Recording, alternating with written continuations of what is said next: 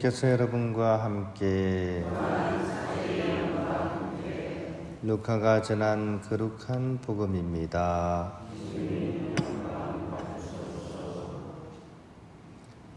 그때 예수님께서는 백성에게 들려주시던 말씀들을 모두 마치신 다음 카파르나움에 들어가셨다.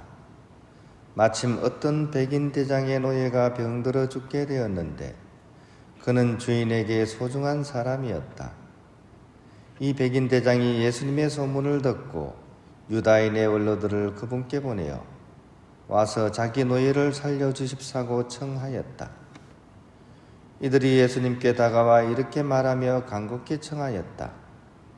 그는 선생님께서 이 일을 해주실 만한 사람입니다. 그는 우리 민족을 사랑할 뿐만 아니라 우리에게 회당도 지어주었습니다. 그리하여 예수님께서 그들과 함께 가셨다.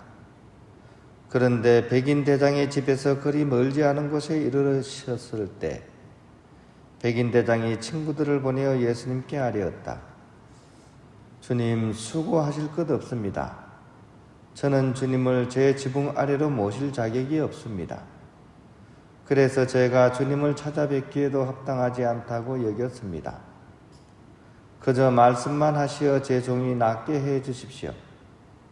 사실 저는 상관 밑에 매인 사람입니다만 제 밑으로도 군사들이 있어서 이 사람에게 가라 하면 가고 저 사람에게 오라 하면 옵니다. 또 제 노예들어 이것을 하라 하면 합니다. 이 말을 들으시고 예수님께서는 백인 대장이 감탄하시며 당신을 따르는 군중에게 돌아서서 말씀하셨다. 내가 너희에게 말한다. 나는 이스라엘에서 이런 믿음을 본 일이 없다. 심부름 왔던 이들이 집에 돌아가 보니 노예는 이미 건강한 몸이 되어 있었다. 주님의 말씀입니다. 평안을 빕니다.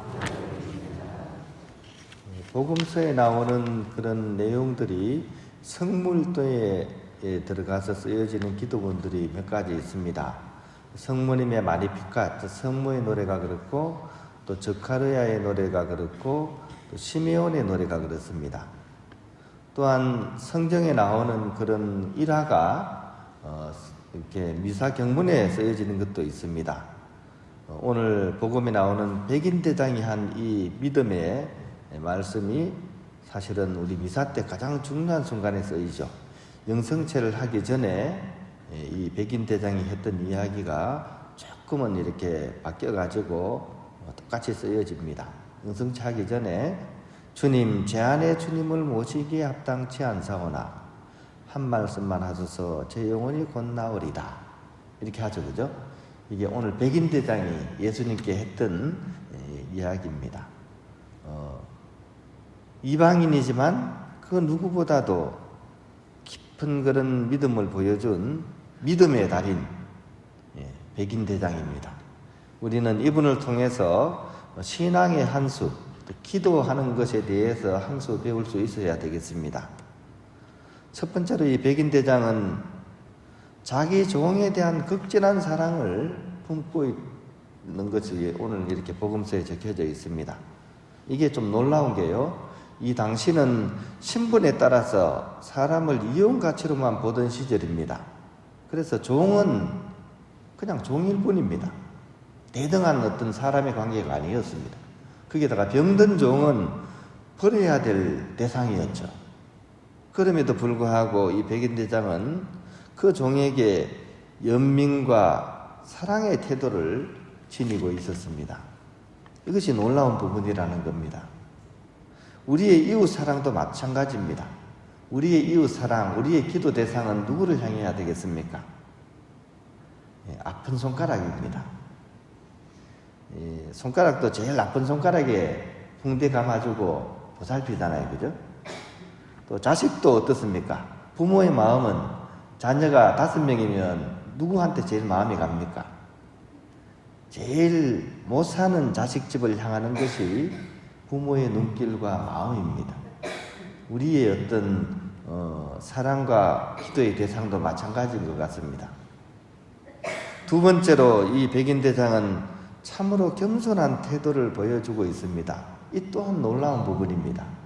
왜냐하면 백인대장과 예수님은 사실 세속적인 시각에서 볼 때는 상대가 안 되는 그런 상황입니다.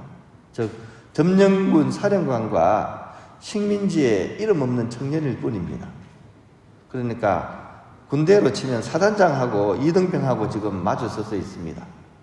근데 사단장이 이등병한테 오히려 몸을 낮춰가지고 자신이 오히려 부하의 위치를 이렇게 선택한다는 거죠. 자신이 오히려 종의 모습을 취하고 있습니다. 그러면서 내가 내 종에게 하듯이 예수님께서 자기와 자기 종에게 그렇게 해달라고 얘기를 하고 있는 거죠. 한 말씀만 하십시오. 다른 거 필요 없습니다. 얼마나 겸손한 태도를 보이고 있습니까? 세 번째로는 굳건한 믿음입니다. 군인 정신 같기도 하고요, 그죠?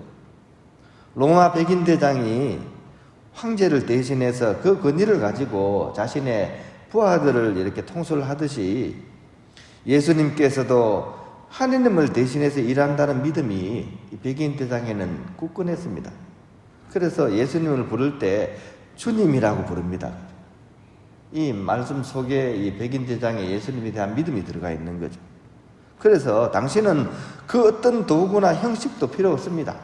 하느님께서 말씀으로 이 세상을 창조하셨듯이 당신도 그저 한 말씀이면 됩니다 라고 얘기를 하고 있습니다. 이것이 바로 주님의 마음을 움직이는 기도라고 하겠습니다. 우리가 기도를 통해서 뭔가를 이루고 싶다면 바로 이 백인대장처럼 하면 될 것입니다. 오늘 여러분들께 특별히 좀 부탁드릴 분이 있습니다. 오늘 미사 전에 제가 이렇게 지향을 두었던 강래호 형제님이십니다. 며칠 전에 이렇게 오토바이 타고 가시다가 사고가 나셔가지고 지금 머리를 좀 다치셨어요. 그런데 이제 약간 기로에 서 있습니다. 어떤 기로냐면 약물 치료를 잘 이렇게 해서 그게 잘 되면 수술까지 안 가도 되는 그런 상황인데 이제 수술하면 반드시 장애가 따르게 됩니다. 그래서 좀 기로에 있는 상황입니다. 그래서 오늘부터 한 사흘 정도가 중요하다고 그러는데 여러분들 오늘 복음에 나오는 백인대장의 그런 마음으로 백인대장의 그런 모습으로 이 형제님 위해서 또 이 가정을 위해서 여러분들이 기도해 주시면 좋겠습니다. 묵주기도 마치실 때 꼭 이 강래호 형제님, 강순석 레오 형제님입니다. 이분을 좀 기억해 주시면 좋겠습니다.